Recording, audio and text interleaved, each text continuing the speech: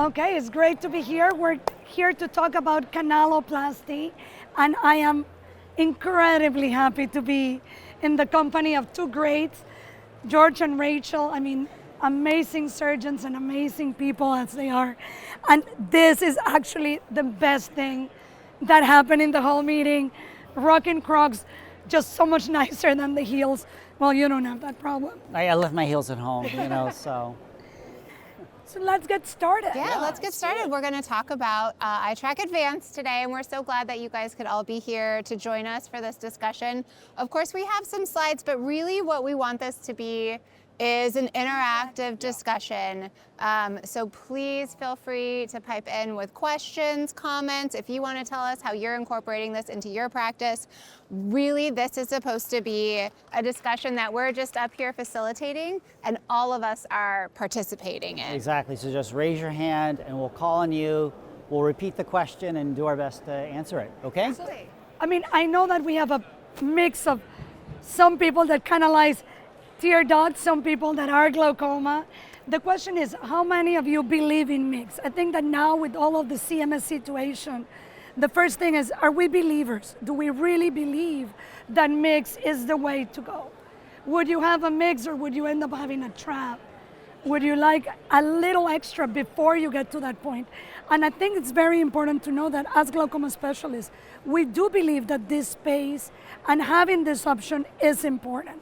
And then as you go through all of the mix, why is canaloplasty different? And why is iTrack with pressurized viscodilation different than the rest? Yeah, Analisa, that's a great point because we know that all our patients are different.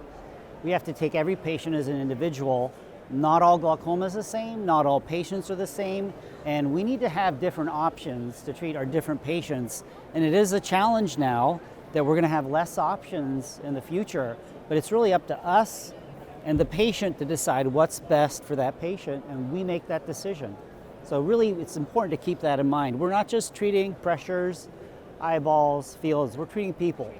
We're treating people. And I think the third thing that always comes in with any discussion of MIGS is what are our measures of success? Mm-hmm. And that is a conversation that I'm really intentional about having with my patients when we talk about MIGS is what are we hoping to get out of this? And is this going to cure your glaucoma or are we going to be able to maybe get you off an eye drop? How are we going to improve your quality of life? And those kind of expectations really help them understand where the role of MIGS fits into their treatment of what is a chronic disease. Right, and of course, we want to prevent blindness, of course, but it's more than treating the pressure. It's about, like you said, quality of life.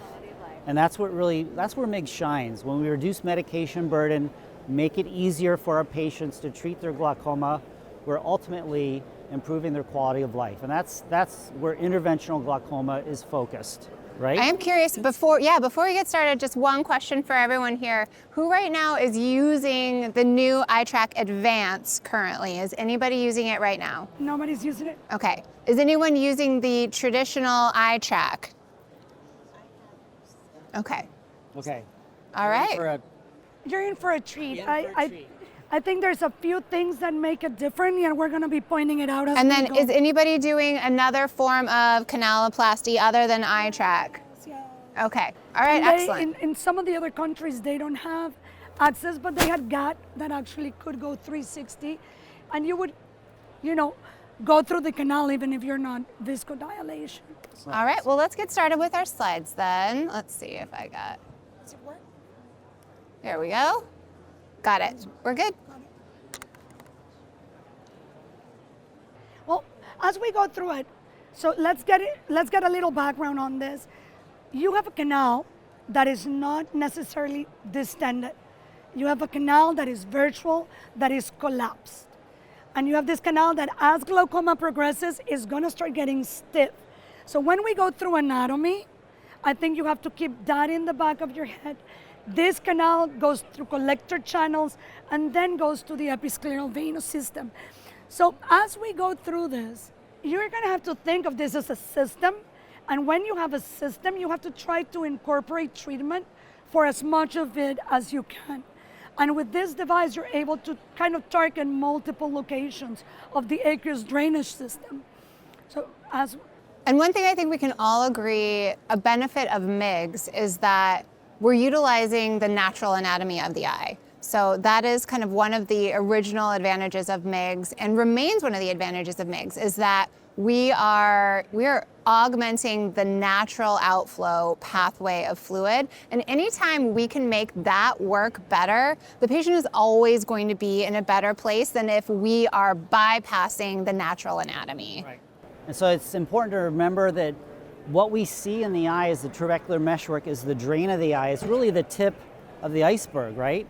Because beyond trabecular meshwork is Schlemm's canal, and as Analisa mentioned, that collapses when the pressure goes up. Everything downstream, the collector channels, the episcleral venous system, that tends to atrophy.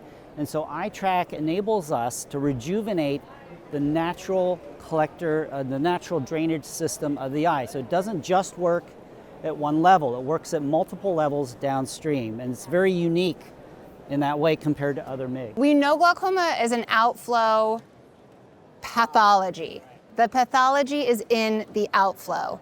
And we also know it's not just at one place in the outflow system. We know it exists in multiple places along that system. Right, and so this slide shows 75% of the resistance is at the trabecular meshwork, but you got 50% of the outflow facility in Schlemm's canal and an additional maybe 90% in the collector channels.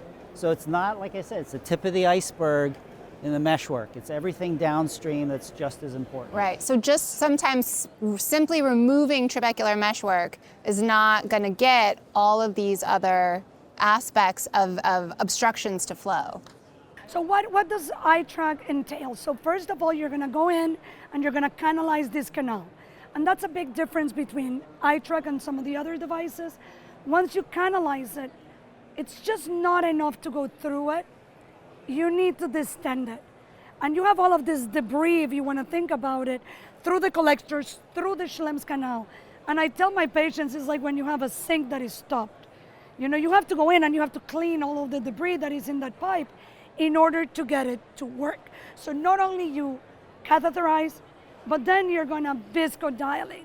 And there's different ways of viscodilation. You can have a little bit, or you can actually put pressure on it and push all the debris out.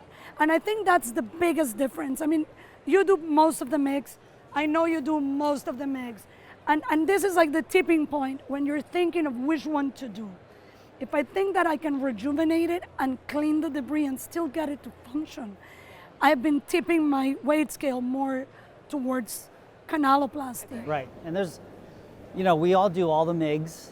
There's so many choices. The MIG space is extremely crowded, as you know, and we even disagree or don't even know which one's best all the time, but it's important to realize it's a ring, it's a 360 ring, and there's many devices that can viscodilate Schlemm's, okay? But this is really the only one that is going to get you 360 degrees all the way around in one pass. That's what makes it really unique. And I think, when we talk about MIGS, it's minimally invasive, right? And what does that mean? It means we preserve the structure, we're not cutting anything out, we're not destroying tissue, and we're not leaving anything behind. So we leave the system as untouched but rejuvenated as possible. So it really epitomizes what MIGS is all about. So we'll talk just real quickly about kind of the 3 steps of what canaloplasty is and why we actually think it's really effective tool in angle and in the MIGS space. So the first is just catheterization of the canal. And we know, like we just saw in the earlier slide, a lot of our resistance to outflow is right here in this canal. So one of the advantages of the iTrack is that you get 360-degree canalization of the canal, and it's very, very easy and intuitive, that 360 degrees. That catheter just slides literally like butter. And it's two folds, I think. It's the tip of the catheter is very round, and the catheter is not very stiff. Yes. And by doing that, if you do encounter resistance, you're not popping through the resistance, you're able to tactile feel it and dilate it and treat it. And then the fact that I have a light. So I was a disbeliever. I'm a little skeptical on everything. I was the light is a gimmick. The light is a gimmick. And then I started doing it. And then literally I'm seeing the light go through, and instead of following the round curve of the eye, it's doing this. And I'm like, nah. So I turn off the light and I retract and I pass it again. And he's like, so I was totally inside a collector channel, and without that light, I would have never known. And what would have I done? I would have ripped open and tore the whole system when I was not even into Schlemm's canal. And I think that one patient made me a firm believer that the light is important. Knowing where you are when you're treating the 360, I think that's the light. Yeah, I agree. The light to me makes all the difference. And I'll say again, for some other devices that do canaloplasty that seem to have a little bit stiffer of a filament that is dilating, I can't tell you how many times I'll go in and then come out and all of a sudden there'll be heme somewhere in the eye. And I'm like, well, where did that come from? Clearly somewhere this catheter came out of the trabecular meshwork. You don't want to create another Schlemm's canal. You want to stay in the one the patient has and fix it. You don't want to create it your own. Right, and so the light really is important. I mean, with that light, you just literally watch it go 360 degrees around the eye. It is in time, exact, real world confirmation that you are exactly where you need to be. And a couple of you said you did traditional ABIC with the old device, and I did many. We've all done many of them. It was just a little more difficult to implement. So the idea was the same. The beauty of iTrack Advance is it takes that essential treatment modality and just makes it more user-friendly. It's more accessible to people. I have a question. Who knows what the dolphin sign is? What happens when you're passing that canal and the filament starts going south to the ciliary body? The patient goes, and immediately you know that filament is not where it needs to be. Do you see it? I actually was very surprised with this. I rarely get the patient giving me the I have not had, I mean, because I've not had it happen yet. it's surprising. It's one of those things that you don't realize because it stays inside the Schlemms, and it's just because of the bulb and the softness of the filament. Well, I think it's the whole trick is trying to get it in the canal in the first place. That's where it really shines, right? You don't have to make a separate goniotomy. You don't have to re-grab. It's a one-step, in and out, done procedure, and that's the beauty of it. And you know right away that you get immediate feedback right away that you are starting in the canal and then advancing through the canal, instead of what can sometimes happen where, you know, that filament starts to dive down and you're in the superciliary space. We have some videos to show, but you know, let's keep going with the physiology. Tell me about you're extremely bright.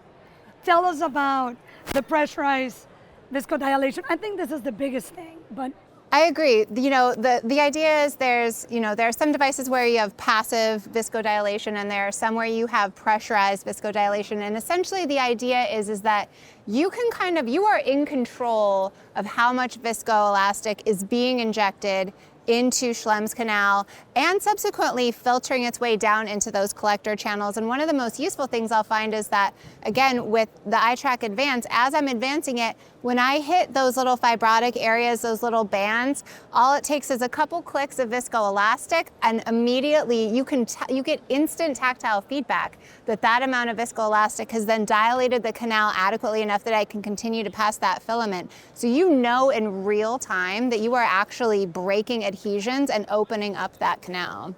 And so people, you know, and I wondered this too, like, well, I viscodilate the canal, great, but how does more aqueous get into the system? You're not leaving a stent, right? Doesn't make sense. Well, with pressurized viscodilation, you're actually creating numerous micro perforations at the level of the meshwork for 360 degrees. So you're actually improving the outflow facility, so you don't need to put in a stent.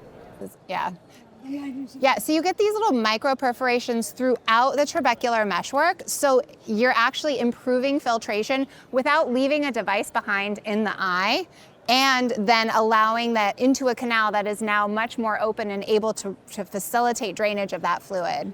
This video is quite impressive. So basically you take the viscoelastic, and it's quite cumbersome, but you can mix trypan blue into the viscoelastic, and then when you attach it to the iTrack device, you're gonna see this is the first generation, And as they are retracting, you can see the light, and it depends on the lighting, but I think you can see the light going through over there. As you're pulling through and injecting viscoelastic under pressure, you're seeing this backflow, how the viscoelastic trickles into the AC through the trabecular meshwork microfractures. And this is something you may not notice if you're not staining your viscoelastic, but that kind of makes sense. And sometimes you actually see the viscoelastic trickle down into the collector channels.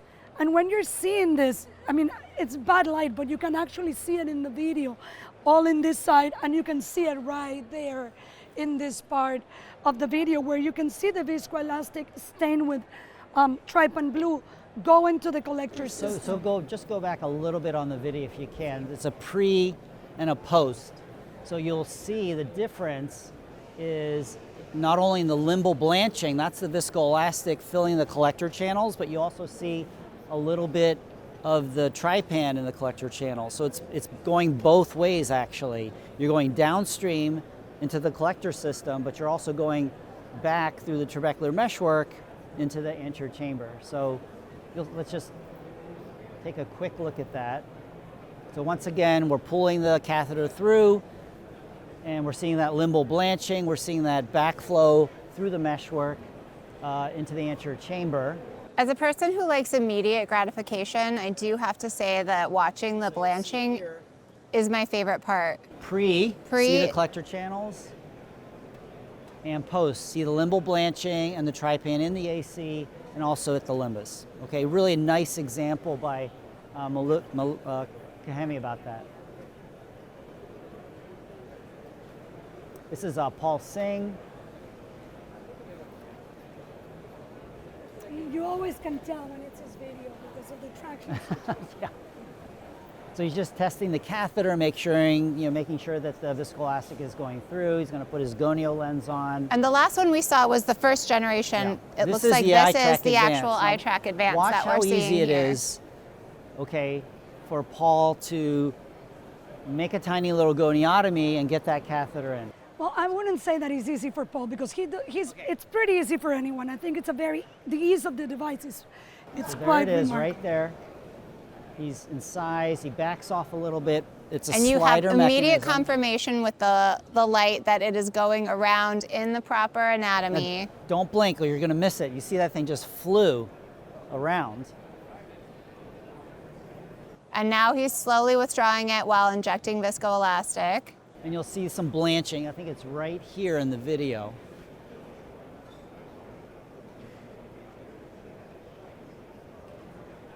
So your scrub tech is, clicking, like 4 clicks per clock hour. I think, did we talk already about the device itself?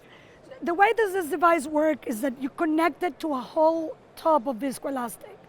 And the amount of clicks that you're delivering of viscoelastic, it's something you get to control. And if there's a resistance, you will tell your assistant to give me 3 clicks. And you will click, click, click. But you have the control of telling the patient. And sometimes you will see that this is a very slow when you're retracting, because at this time you're actually giving clicks of viscoelastic. So you're counting down with your technician, 1, 2, 3, as you are removing the device. Now, it's been used forever. And I think that, the proof is in the pudding. Try a few and you're gonna see what you see. It really changed a lot of things to me. It was very easy, very intuitive. It's just a slider that comes in and out. And it just started in April. So the new device got approved in April, and I think we started it right away. You started right away. No? Yeah, I have to say, so prior to iTrack Advance, I was probably 50-50 iTrack versus other canaloplasty devices, depending on, how long I thought my patient could hold still, and who was, was I out doing the case with a resident or a fellow, and a whole lot of other factors. How much blanching did I want to get? How much viscoelastic did I feel like I needed? And since the iTrack Advance has come to market, it is literally 100%. It's very easy. It's incredibly easy, And it's also incredibly safe. We're talking, remember I told you that the catheter had a bulb at the end? I think once you see the bulb, it's very smooth. And the polymer used for the catheter itself, even though the guide wire is nitinol, it's very supple. So you're not popping through resistances, you're actually getting to dilate them.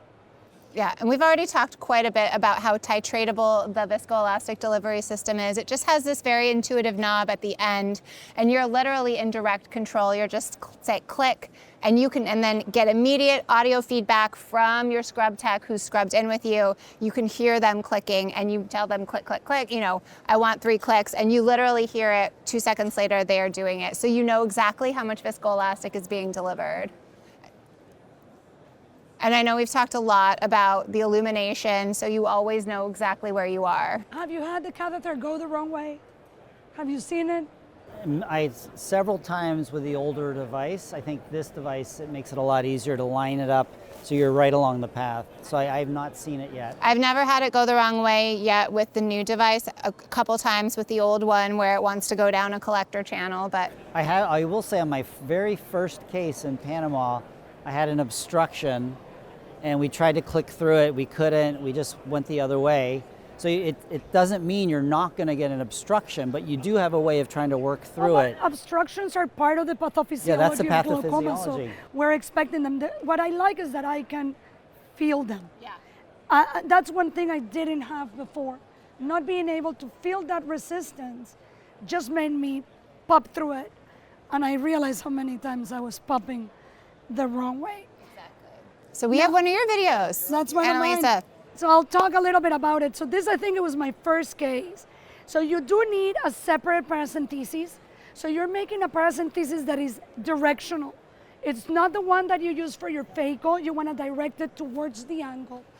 And as you're going through, I think this is my first one. I was not even embedded as I like to be in the angle. But you're going to see as I'm retracting how the viscoelastic kind of still is dilating through the canal.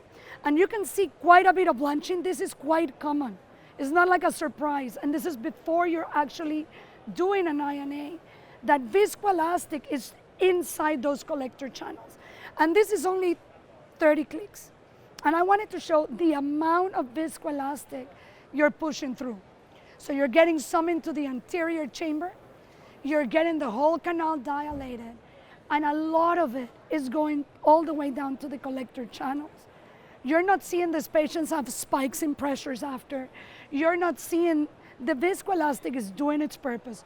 It's creating those microfractures, and it's not a little amount that is just lubricating that canal for your guide wire. So Analisa, you know, the audience can see that she did this after she did her phaco.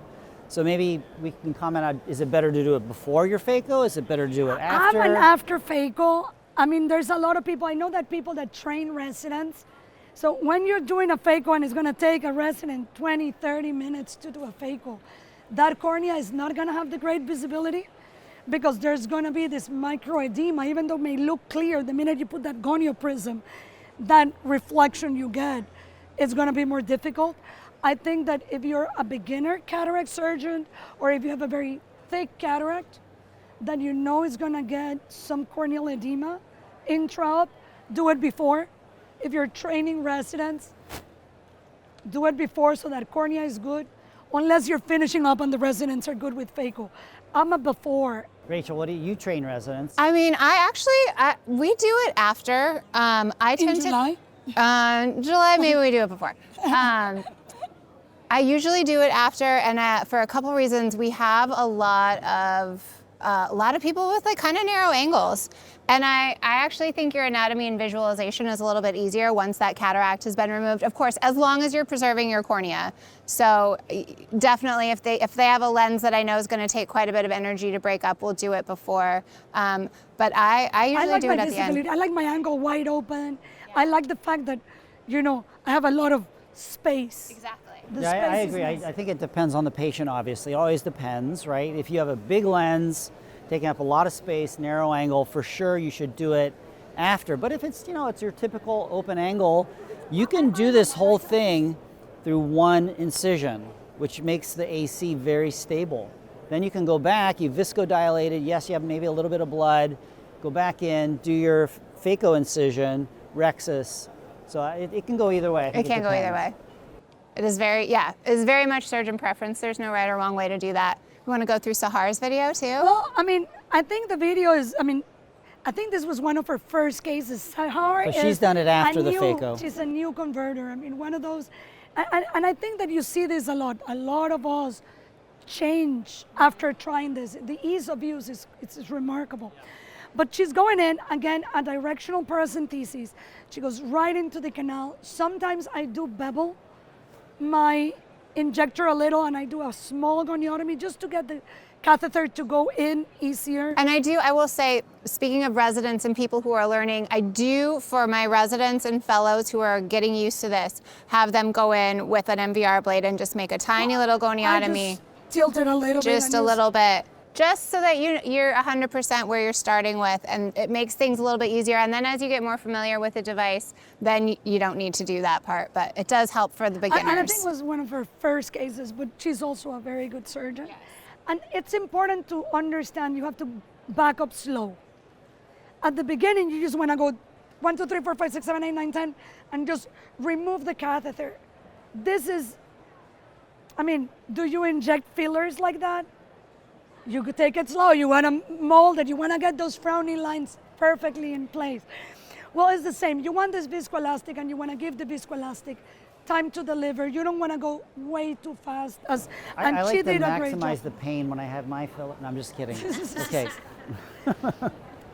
But you can see remarkable blanching on hers. Really good example. And you see it more often than with the others. I have to say, I scrubbed with one of our comprehensive surgeons who wanted me to come do the MIGS part of his cataract surgery. So we did an iTrack advance, and this was someone who had really inflamed eyes from being on, latanoprost and Ropressa, and he was like, what's happening right now? Why is the eye so white? And I was like, this is literally the best part of doing this procedure, is watching this.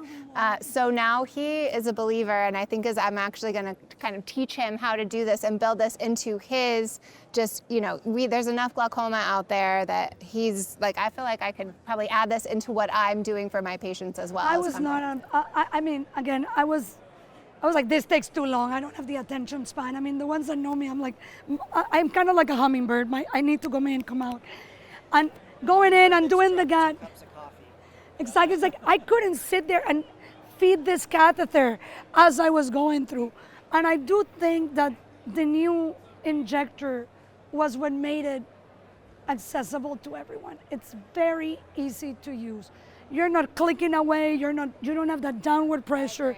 It's an easy slide in, slide out, even for little hands like mine. One of the deciding factors for me before was I would do a different canaloplasty procedure on someone where I didn't think they would be able to hold still for very long, specifically all my VA patients who, I don't know why, for whatever reason, cannot hold still. So I'm like, I don't want to be in the eye, that long. But this is so quick and efficient, and also safer. To me, there is no reason why this should not just be the only canaloplasty device I use. And I think we talked about before or after cataract surgery. This is a good one. Yeah. Okay, I'll let you take this one. Where are you positioning? I think this should be your go-to MIGS. After you've done your SLT a couple times, after you maybe put a Durista in and you're looking to go to the operating room. Where are you going to start? I think you start with something that's easy to do, minimally invasive, quick recovery, all the things we love about MIGS, and it's really going to leave the system untouched. You're not going to burn any bridges. Your anatomy is completely preserved. It's totally preserved, not burning any bridges, right? You could even do another different MIGS if you had to. You could go back and do another SLT a couple years. Yeah, I've done it. Yeah, because it's the same mechanism. Because that anatomy is still, that trabecular meshwork is still there. I was in an ad board, and there was a cornea, and he didn't understand why on earth we glaucoma people are always thinking of the next step. and I was like, well, the thing is that when you do a DMEC or a DSEC, you're not expecting that cornea to then compensate again. Now, I do cornea, and my DSECs will fail because they usually have a couple of tubes in the eye from before, and by definition, they have like 5-year lifespan. But for regular folks, you do something that you expect to be permanent. But for glaucoma, you're always thinking of the next. And now we're getting new technology. I think that you touch on one, extended release drug. We're having another extended release device coming up, hopefully December this year. Where are you gonna put that device if you already took all of the trabecular meshwork, which is where you're gonna plug the injectable, the device that is gonna have an extended release?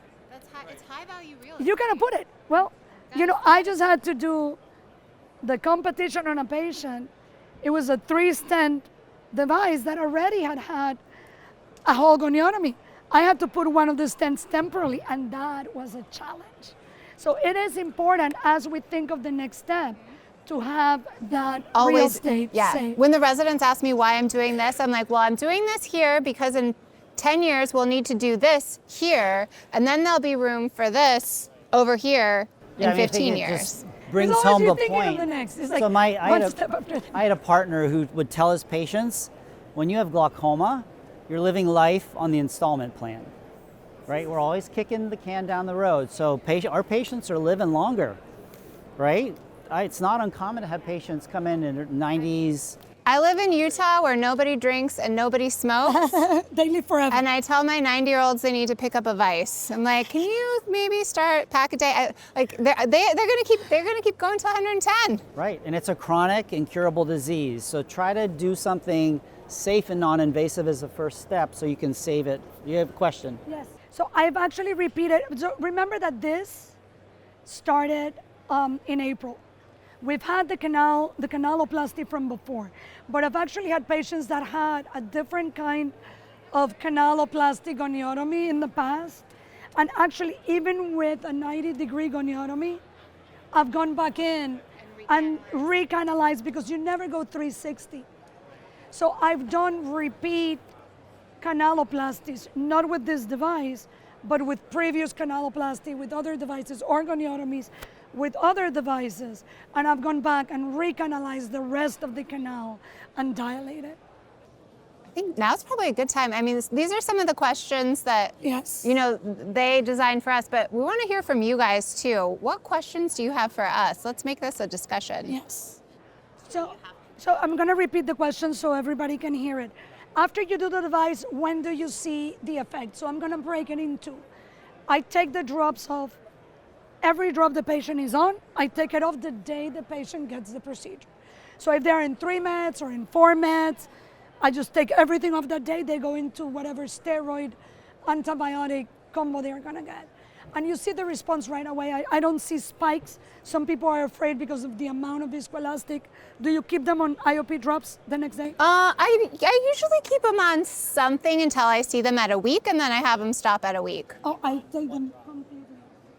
But I do check IOP at least with an iCare device the next day. Yeah, and that's absolutely. I don't see them the next day, so that's why I keep them until a week. I see them the next day, and I do check iCare pressures, and they're all without. Now, as they go through, I tell them they become virgins again. So we're gonna see this new patient, and I'm gonna treat you as a new patient. So sometimes, if a patient is on 4 drops, it's not a miracle. Sometimes at 3-4 weeks, I may put them on 1, but most of the patients end up with a lot less drops. And I would say it's the outlier that I'm back on lots of meds. Yeah, okay. And you see the response right away. And the second question is, how long do you see response?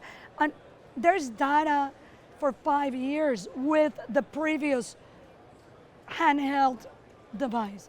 And with most of the mix, you're seeing 2-3 years at least. Yeah. And that, I will say, that's 2 or 3 years less that a patient's having to live with possibly a trabeculectomy or a tube or some kind of larger intervention that, if you could give me 3 years less without a trab, I would take that. I'm going to quote, every single day and twice I'm going to quote the great George Tanaka. If you're in the desert and somebody gives you a ride in a camel, would you not take it? So if I can get a couple of years of 24/7 control without fluctuation in IOP, without progressing, well, it's 3 years less, and you can repeat it. and it still needs more time. I mean, this is all relatively. And I also have to say, in the spirit of glaucoma doctors always preparing for the next surgery, the fact that not only am I getting them 2, 3, 4, 5 years before we have to move on to the next, that's possibly 5 years of less drop burden. And we know that whatever next surgery is coming their way, that conj is going to be healthier and your surgery is going to be more successful if you're doing it in an eye that's had less drop burden over time. And the other way to phrase the camel question is, if somebody gave you a pair of Crocs that you could wear on the convention floor instead of heels, how long would you wear them? Oh, I am so sorry, but see, but we're fashion girls, it's like, if I can wear those or the ones that they have that can change the heels. I've seen some fabulous shoes today. I think it's important to give less BAK. We have some doctors that live abroad and that are not in the US. Outside of the US, preservatives are the devil. And we're stuck with preservatives because of cost here. But we know that BCK damages the endothelial cells. We know that it decreases the mitochondrial activity. We know that we're making the disease worse. So we know that we're causing damage to the patient with our medicines. And we give lots of jobs to other surgeons because we make dry eye, we get ptosis, we get all of this other stuff to these patients. So I do think that if we can ride the camel for a little bit, I'll take it. And I think it's a long time we need. Thank you guys for having us. I think it's been a great talk. I invite you all to upkeep. We do have to do better, and it has to come from us. It cannot just come from industry or regulatory systems. We need to strive to do better. So thank you guys. All right.